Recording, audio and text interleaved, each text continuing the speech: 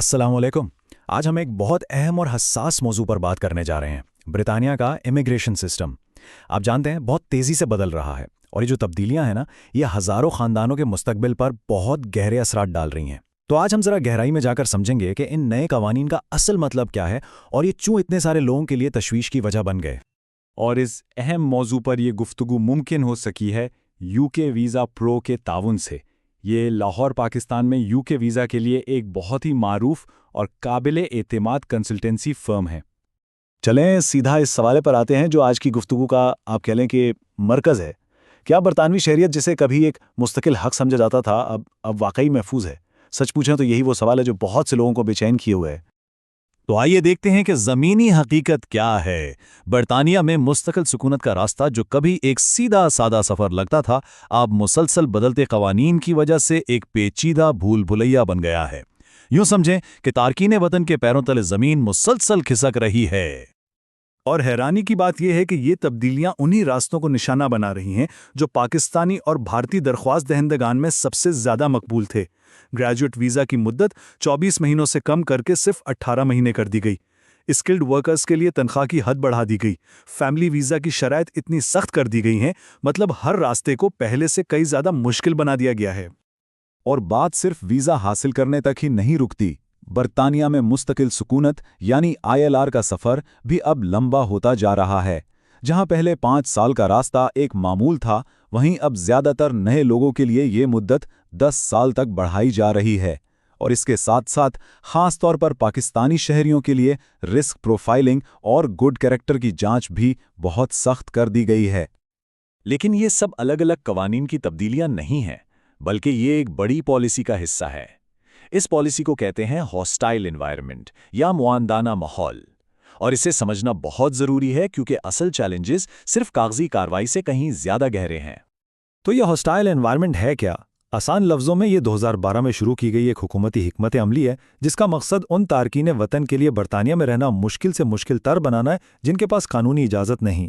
اس policy کے تحت مکان مالکان، نوکری دینے والوں، یہاں تک کہ ڈاکٹروں کو بھی ایک طرح سے امیگریشن پولیس کا کردار دے دیا گیا ہے، اور اس کا اثر اکثر ان لوگوں پر بھی پڑتا ہے جو قانونی طور پر وہاں رہ رہے ہیں۔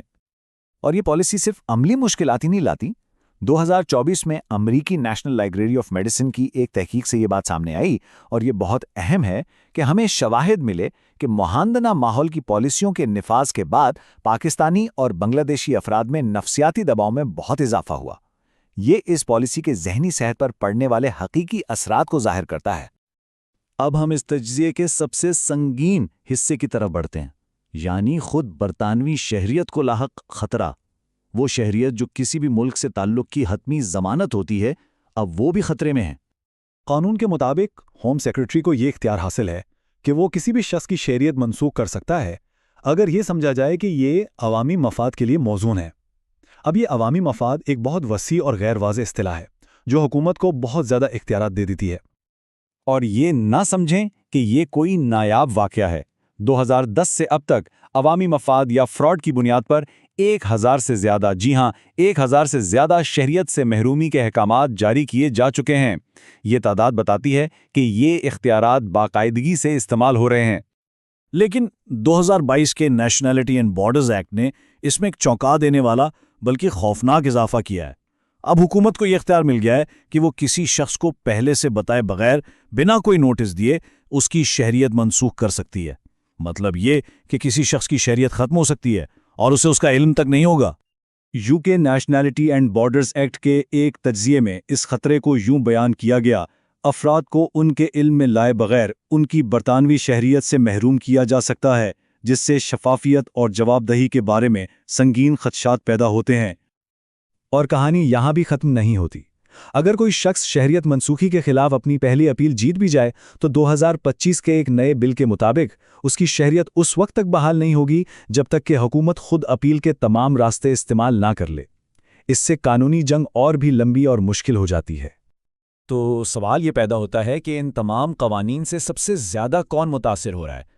جب ہم سرکاری رپورٹس اور تجزیوں کو دیکھتے ہیں تو پتہ چلتا ہے کہ کچھ مخصوص گروہوں کو غیر متناسب طور پر نشانہ بنایا جا رہا ہے۔ تو اعداد و شمار کیا بتاتے ہیں؟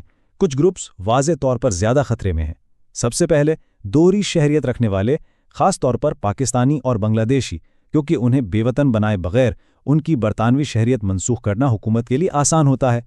تجزیے یہ بھی بتاتے ہیں کہ مسلم عقیدے سے تعلق رکھنے والے افراد کو غیر متعصب طور پر نشانہ بنایا گیا ہے، اور جنوبی ایشیائی، خاص طور پر پاکستانی، بھارتی اور بنگلہ دیشی نسل افراد کا ذکر بار بار سامنے آتا ہے۔ اچھا، ان تمام چیلنجز کو دیکھ کر پریشانی تو ہوتی ہے، لیکن اب آگے کا راستہ کیا ہے؟ اس پیچیدہ اور مشکل نئی حقیقت سے نمٹنے کے لیے کیا کیا جا سکتا ہے؟ یہاں 4 بہت اہم اقدامات ہیں جو اپنے اسٹیٹس کی حفاظت کے لیے اٹھائے جا سکتے ہیں۔ پہلا، امیگریشن قوانین میں جو بھی تبدیلیاں ہو رہی ہیں ان سے باخبر رہیں۔ دوسرا، اپنے ویزا کی ہر شرط پر سختی سے عمل کریں، کوئی غلطی نہ ہو۔ تیسرا، اپنا ریکارڈ بالکل صاف رکھیں اور کسی بھی ایسی سرگرمی سے بچیں جو حکام کی منفی توجہ کا باعث بنے۔ اور چوتھا، اور شاید سب سے اہم، اگر ذرا سا بھی شک یا تشویش ہو تو انتظار نہ کریں، فوراً کسی ماہر سے مشورہ کریں۔ تو اہم نکتہ یہ ہے، قوانین بہت پیچیدہ ہیں، داؤ پر بہت کچھ لگا ہوا ہے۔ ایسے میں ماہرانہ رہنمائی اب کوئی آسائش نہیں رہی، بلکہ یہ ایک ضرورت بن چکی ہے۔ برطانیہ اور شینگن ویزا کی تمام درخواستوں پر ماہرانہ رہنمائی کے لیے UK ویزا پرو سے رابطہ کیا جا سکتا ہے۔ ان کا واٹس ایپ اور فون نمبر ہے 0303-510-7347 اور ان کی ویب سائٹ ہے www.ukvisa.pro۔ اور آخر میں ایک سوال سوچنے کے لیے رہ جاتا ہے، اس نئے ماحول میں ایک برطانوی پاسپورٹ درحقیقت کس چیز کی نمائندگی کرتا ہے؟ ایک مستقل حق کی یا پھر ایک مشروط استحقاق کی؟ یہ وہ سوال ہے جو اب بہت سے لوگوں کے ذہنوں میں ہے۔ دیکھنے کے لیے بہت شکریہ۔